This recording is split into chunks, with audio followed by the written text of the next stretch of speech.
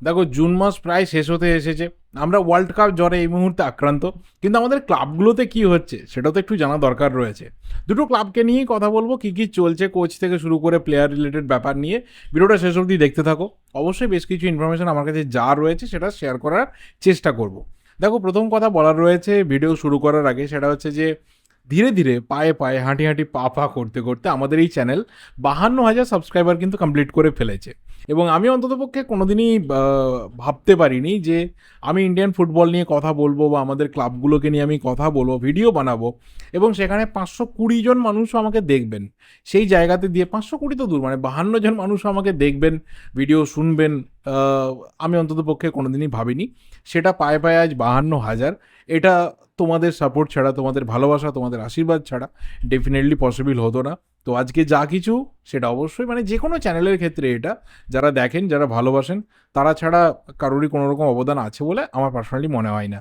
তো আপাতত বং পিএনপিসি যেভাবে চলছে সেভাবেই যেন চলে। তোমাদের ভালোবাসা, তোমাদের সাপোর্ট, তোমাদের আশীর্বাদ সেভাবেই যেন চ্যানেলের ওপর থাকে, এইটুকু এক্সপেকটেশন রেখে আজকের এই ভিডিওটা শুরু করছি। দেখো, প্রথম কথা হচ্ছে যে ইস্টবেঙ্গল এবং মোহনবাগান কি করছে, তার আগে জানার, মানে সেটা জানার আগে দরকার যে ডুরান্ড কাপ শুরু হচ্ছে কিন্তু 25 জুলাই থেকে।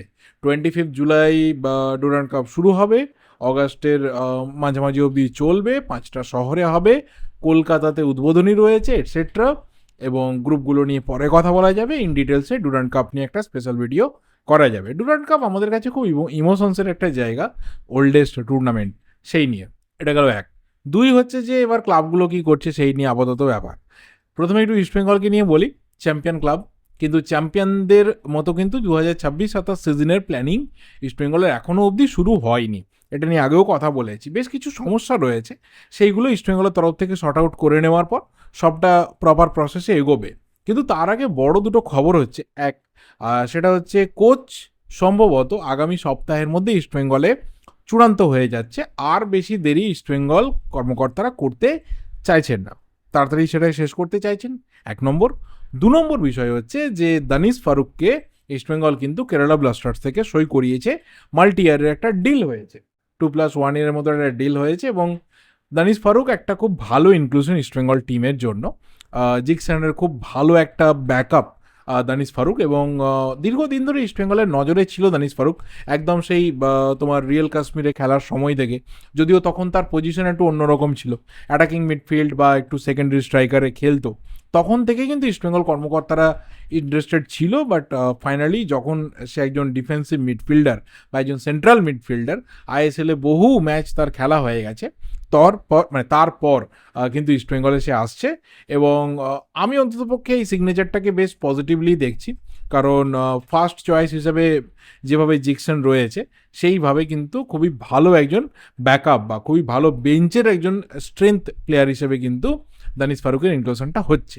এর পাশাপাশি অনেকেই জানতে চায় যে কেভিন সিবিএর এক্সটেনশনের ব্যাপারে কী ব্যাপার, মানে কি চলছে। অলরেডি আমাদের জানতে বাকি নেই যে অস্কার ব্রুজো তিনি তাকে ইন্দোনেশিয়াতে যাওয়ার একটা অফার দিয়েছেন। যে ক্লাবে অস্কার যাবেন সেই ক্লাবে কেভিন সিবিএকে নিয়ে যাওয়ার একটা রিউমার এই মুহূর্তে বেরিয়ে এসেছে, সেটা যেমন রয়েছে। এবং আমি আমার লাস্ট ভিডিওতেও বলেছিলাম যে যদি আজকে কেভিন সিবিএকে জিজ্ঞাসা করা হয় যে তুমি কোন ক্লাবে খেলতে চাও 26-27 সিজনে, তার উত্তর কিন্তু ইস্টবেঙ্গল। কিন্তু বিষয়টা হচ্ছে তার একটা অপেক্ষার লিমিট রয়েছে, সেই লিমিটটা কত দূর সেটাও জানা দরকার রয়েছে। সেটা শেষ হয়ে যাওয়ার পর কি আর কোনো রকম অপশন থাকবে সেটা পরের ব্যাপার। কিন্তু আপাতত ইস্টবেঙ্গলের খুব তাড়াতাড়ি দরকার কেভিন সিবিএর কন্ট্রাক্টকে এক্সটেন্ড করে নেওয়ার, এবং সেটা অনেক জায়গা থেকেই বলা হচ্ছে, খুব পজিটিভলি এগোচ্ছে। বাট এখনও অবধি তার কোনো রকম আভাস বা কোনো ধরনের ইন্ডিকেশন কোনো মিডিয়াতে দেখতে পাওয়া যায়নি। এইগুলো ব্যাপার ইস্টবেঙ্গলের। মোহনবাগানকে নিয়ে যদি বলি, তাহলে অবশ্যই মোহনবাগানের পুরো আলোচনা এসে একটা জায়গাতে স্ট্যাক হয়ে রয়েছে, who is the next coach of Mohun Bagan. কারণ দেখো, মোহনবাগান প্রায় বিদেশি প্লেয়ার শর্ট আউট করে নিয়েছে। এবং আসছে আরও একটা বিষয় নিয়ে পরে, মোহনবাগানের ডোমেস্টিক প্লেয়ারদের ক্ষেত্রে মোহনবাগানে আর খুব বেশি যে ইনক্লুশন হবে তা কিন্তু নয়। হলে কেউ হলো, না হলেও ঠিক আছে, অসুবিধা নেই 26-27 সিজনের জন্য। শুধুমাত্র এবার কোচ কে হবে, কারণ দেখো সামনে আমার ডুরান্ড কাপ এসে যাচ্ছে। কোচ না এলে কার আন্ডারে প্র্যাকটিস হবে, প্লেয়াররা কবে অ্যাসেম্বল করবে, আর 1 মাসের মতোই সময় রয়েছে ডুরান্ড কাপ শুরু হতে। তাহলে কোচটা চূড়ান্ত করতে হবে, তাকে নিয়ে আসতে হবে। যে কটা স্ট্রং আপডেট আপাতত পাওয়া যাচ্ছে সেটা হচ্ছে যে অ্যান্তনিও লোপেজ হাবাস তিনি আবারও মোহনবাগানে ফিরছেন। এটা বহুদিন আগে, প্রায় সপ্তাহখানেক আগে বোধহয় আমি এক্সট্রা টাইমেই দেখেছিলাম যে অ্যান্তনিও লোপেজ হাবাসকে মোহনবাগান টিডি করছে। ভালো কথা, অসুবিধা কিছু নেই। অ্যান্তনিও লোপেজ হাবাস কেন চলেই গেছিলেন তার কারণটাও আমরা এখনও জানি না। এবং ঠিক আছে, তার চলে যাওয়ার পরে মলিনা দায়িত্ব নিয়ে তিনি টিমকে একটা ভালো সাকসেস আনিয়ে দিয়েছিলেন, পাইয়ে দিয়েছিলেন। সেই সাকসেস আপাতত মোহনবাগানের ক্যাবিনেটে রয়েছে। কিন্তু বিষয়টা হচ্ছে যে আবারও হাবাসের ফিরে আসা। কিন্তু এইবারে হাবাসের সাথে আরও একটা বড় ব্যাপার হতে পারে যে Habas as a technical director দায়িত্ব নিতে পারেন এবং হেড কোচ হিসেবে তিনি তার প্রাক্তন ছাত্রই বলা চলে বা তার প্রাক্তন অ্যাসিস্ট্যান্টই বলা চলে, ম্যানুয়েল ক্যাসকালেনা, তাকে হয়তো দায়িত্ব দেওয়া হতে পারে মোহনবাগানের কোচ হিসাবে। এটা কতটা ঠিকঠাক ডিসিশন হবে, কতটা মোহনবাগানের জন্য ভালো হবে পরের ব্যাপার।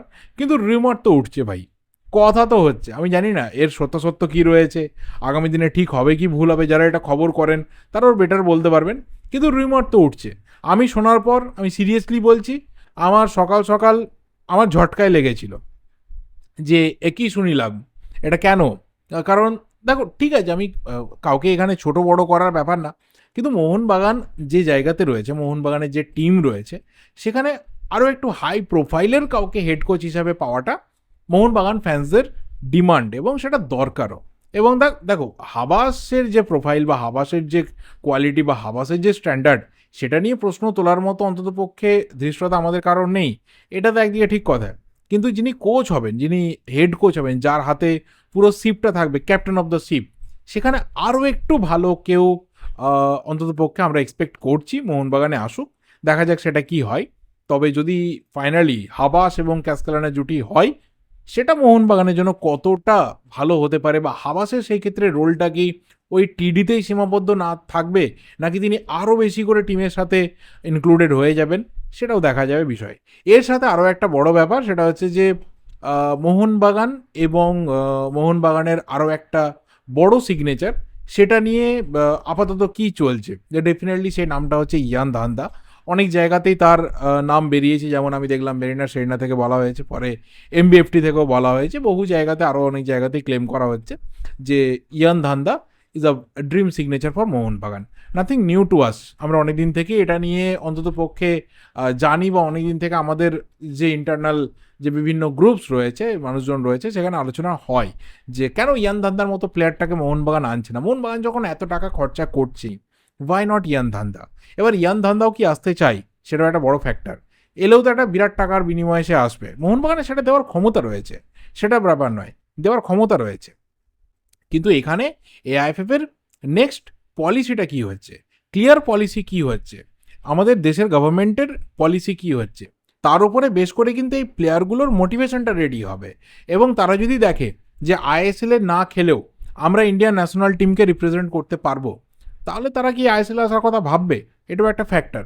কারণ লেটেস্ট একটা রিপোর্ট যেটা গতকালই ভাইরাল হয়েছে, সেটা হচ্ছে আমাদের যে পাসপোর্ট আছে, এই পাসপোর্ট কিন্তু আমাদের নাগরিকত্বের কোনো ডকুমেন্ট নয়, এটা ট্রাভেল ডকুমেন্ট। এবং সেই ক্ষেত্রে এটা কিন্তু একটা বিরাট বড় রাস্তা ওপেন হয়ে যেতে পারে যে যারা আমাদের দেশের হয়ে ফুটবল খেলবে বা অন্যান্য স্পোর্টসে অংশগ্রহণ করবে, আমার দেশের ফ্ল্যাগটা বিয়ার করবে, তাদেরকে কিন্তু এই পাসপোর্ট দেওয়া যেতে পারে অ্যাজ আ ট্রাভেল ডকুমেন্ট হিসাবে। কিন্তু যখন তারা ফিফাতে সাবমিট করবে, সেখানে কিন্তু এই পাসপোর্টটা আমার দেশের সিটিজেনশিপ হিসাবেই তাদেরকে শো করাবে।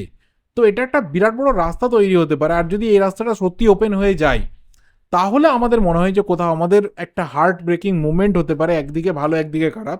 যে একদিকে তারা আমাদের দেশের হয়ে খেলবে, আর অপরদিকে তারা কিন্তু আমাদের ক্লাবগুলোতে হয়তো এখনই আসতে চাইবে না, কারণ তারা যে এজে রয়েছে, আরও একটা বড় সময় তারা কিন্তু আরও বেটার লিগে ফুটবল খেলার রাস্তাতেই হাঁটবে, যাতে তাদের কোয়ালিটি কোনোভাবে ড্রপ না করে। তো মোহনবাগানের জন্য ইয়ান ধান্দা is a dream signature, very true. কিন্তু ইয়ান ধান্দার জন্য ইন্ডিয়ান সুপার লিগে এসে খেলাটা ড্রিম কিনা, সেটা তো সময় বলবে। বাকি তোমাদের যা কিছু ওপিনিয়ন অবশ্যই কমেন্ট বক্সে জানাতে থাকো। আমার ভিডিওটা এই অবধি, ভালো লাগলে লাইক করো, শেয়ার করো। দেখা হবে পরের এই ভিডিওতে। টিল দেন, যদি চ্যানেলে নতুন হোক অবশ্যই চ্যানেলটা সাবস্ক্রাইব করে বেল নোটিফিকেশন আইকনটা ক্লিক করে দিও। Thank you, goodbye and good night.